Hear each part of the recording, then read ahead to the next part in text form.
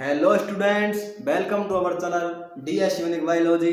स्वागत करता है, अभिनंदन करता है। आज आपके लिए लेकर आया है अध्याय 4 पादप जनन की विशिष्ट विधियां। और इसमें हमने पढ़ लिया था असंग जनन के प्रकार। जितने भी प्रकार हैं असंग जनन के वो हमने पढ़ लिए थे और असंग जनन का महत्व पढ़ लिया था कि किस प्रकार से असंग जनन काम में आता है, उसके उपयोग क्या क्या हैं वो हमने पढ़ लिए थे। और अब हमें दो छोटे छोटे टॉपिक आज हमें पढ़ने हैं यहाँ पर। पहला है अनिषेक बीजता, जो कि पादप जनन की ही एक विधि है। सामान्य रूप से ये हमें देखने मात्र 2 मिनट में आपको इनके लिए कंप्लीट करा दूंगा। अनिषेक बीजता और दूसरा है सूक्ष्म परिवर्धन। सूक्ष्म परिवर्धन, ये दो छोटे छोटे टॉपिक आज हमारे पास हैं, जो कि आपकी बुक में केवल इतने दिए गए हैं। इनकी इन्फॉर्मेशन दी गई है, विभिन्न तरीके से आपको इसकी परिभाषाएं दी गई हैं। मैं आपको बहुत ही शॉर्ट तरीके से इनकी परिभाषा बताऊंगा, जो हर स्टूडेंट के एक बार में समझ में आ जाएगी। और सबसे पहले आपकी जो डेफिनेशन है वो है अनिषेक बीजता की।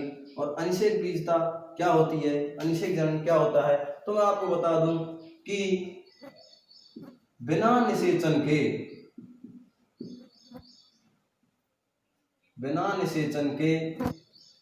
बीज का निर्माण,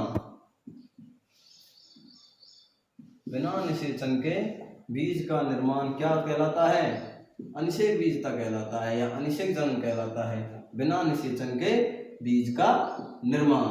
और एक परिभाषा और होती है इससे मिलती जुलती, तो यह है कि बिना निषेचन के बीज से डायरेक्ट अंडाशय से फल का निर्माण हो जाता है, उसे क्या कहते हैं हम, अनिषेक फलन कहते हैं। बहुत इंपॉर्टेंट परिभाषा है, लेकिन आप केवल यही याद रखेंगे कि बिना निषेचन के बीज का निर्माण क्या कहलाएगा, अनिषेक बीजता कहलाएगा। इसके अलावा इसमें कुछ नहीं है, केवल आपको ये डेफिनेशन याद रखनी है। सूक्ष्म परिवर्धन के बारे में आप थोड़ा देख लीजिए कि सूक्ष्म परिवर्तन क्या होता है।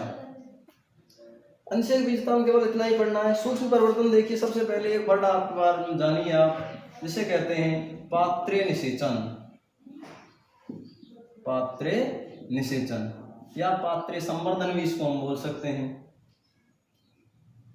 पात्रे निषेचन या पात्रे संवर्धन। देखिए इसमें क्या होता है, इसे हम बोलते हैं इसमें in vitro culture. In vitro culture. देखिए पात्र निषेचन में क्या होता है, जैसी स्थितियां पौधों को बाहर मिलती हैं, जैसी परिस्थितियां मिलती हैं, जैसे अनुकूलन मिलते हैं, ऐसे ही लैब में उपलब्ध कराए जाते हैं और उन स्थितियों पर पादप को वृद्धि कराई जाती है। इसको क्या कहते हैं, पात्र निषेचन कहते हैं। केवल आप माइंड में एक चीज देख लीजिए कि पादप को बाहर जैसी स्थिति पैदा कराना क्या कहलाती है, पात्र निषेचन कहलाता है। पात्र निषेचन क्या क्या, वायु को उनके अनुकूल, वायु अनुकूल कराई जाती है। ताप कैसा होता है, अनुकूल होता है।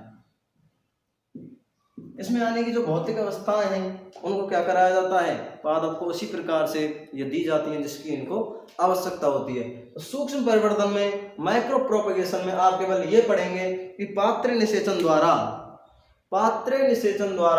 पौधों को बाह्य स्थिति पैदा कराना और उनको विकसित कराना क्या कहलाता है, सूक्ष्म परिवर्तन कहलाता है। केवल ये आपको याद रखना है कि बाह्य स्थिति पैदा कराकर पादपों को पात्र निषेचन में विकास कराना क्या है, सूक्ष्म परिवर्तन है। ये है केवल, और कुछ नहीं है। और आपका आज का मोस्ट इंपॉर्टेंट टॉपिक है, वो हम स्टार्ट कर रहे हैं, और वो है बहुभ्रूणता। बहुभ्रूणता क्या होती है।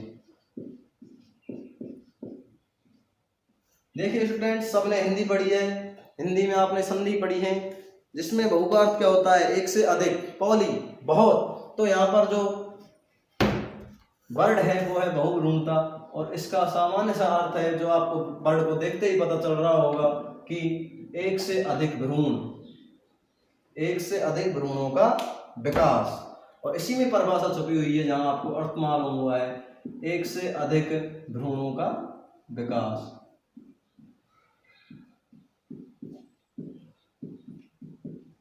विकास क्या कहलाता है, बहुभ्रूणता कहलाता है। अब देखिए इसकी जो आप निश्चित परिभाषा जो है वो आप देख सकते हैं। खोज हम इसकी देखेंगे, किसने की थी, कहाँ की थी, कैसे की थी, वो भी हम देखेंगे। लेकिन सबसे पहले आप इसकी एक निश्चित परिभाषा देख लीजिए। देखिए आप, निषेचित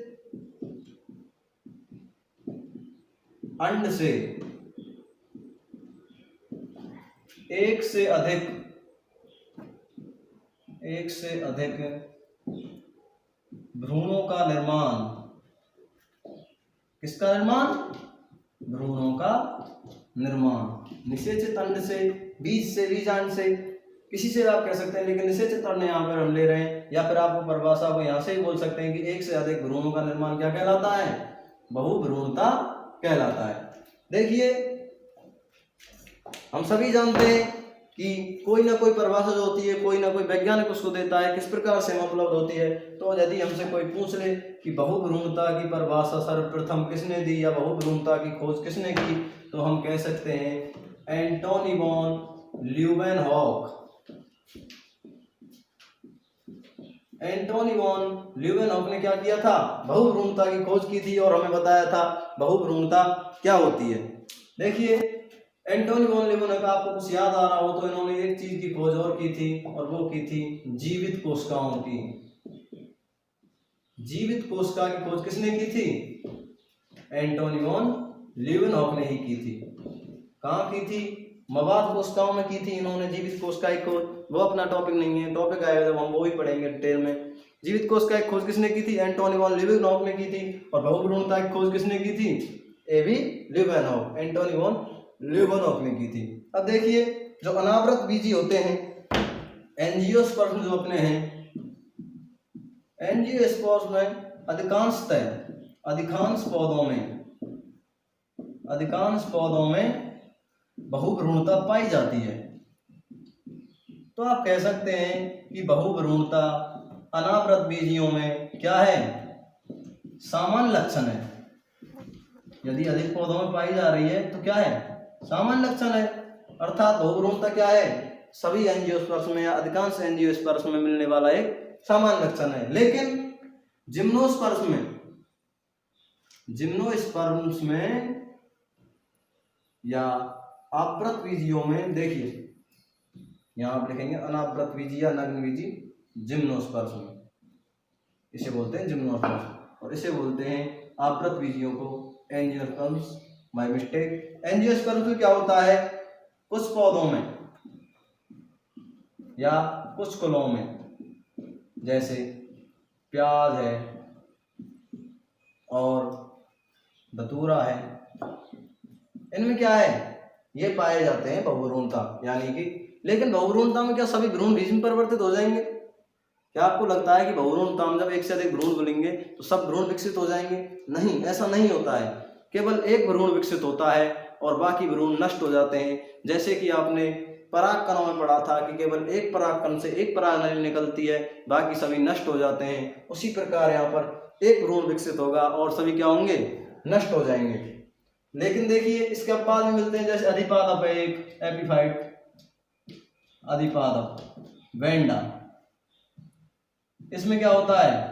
इसमें एक से अधिक भ्रूण एक साथ विकसित होते हैं। तो देखिए हर चीज के अपवाद पाए जाते हैं, हर चीज के एग्जाम्पल पाए जाते हैं, लेकिन जितना आप लोगों को दे रखा है वो हमको पढ़ना है। बहुभ्रूणता हमने पढ़ लिया, लेकिन जब आपने बहुभ्रूणता पढ़ी, ये भी ल्यूवेनहॉक ने बताया कि बहुभ्रूणता क्या होती है, इसकी परिभाषा हमने देख ली। एक से अधिक भ्रूण एंजियोस्पर्म में क्या होता है? कुछ पौधों में पाया जाता है, जिम्नोस्पर्म में लगभग सभी में पाया जाता है। लेकिन जब हमने ये देखा तो हमने ये सोचा कि जो बहुभ्रूणता होती है इसके कारण क्या होते हैं, अर्थात ऐसा क्या होता है कि बहुभ्रूणता उत्पन्न होती है। तो देखिए पहला जो कारण है प्राक भ्रूण के विदलन से। प्राक भ्रूण क्या होता है? भ्रूण बनने से पहले जो प्राथमिक स्थिति होती है उसे प्राक भ्रूण कहते हैं। प्राक भ्रूण के विदलन से क्या होता है? एक से अधिक भ्रूण का विकास हो जाता है। दूसरा कारण आप देख सकते हैं अंड कोशिका के अलावा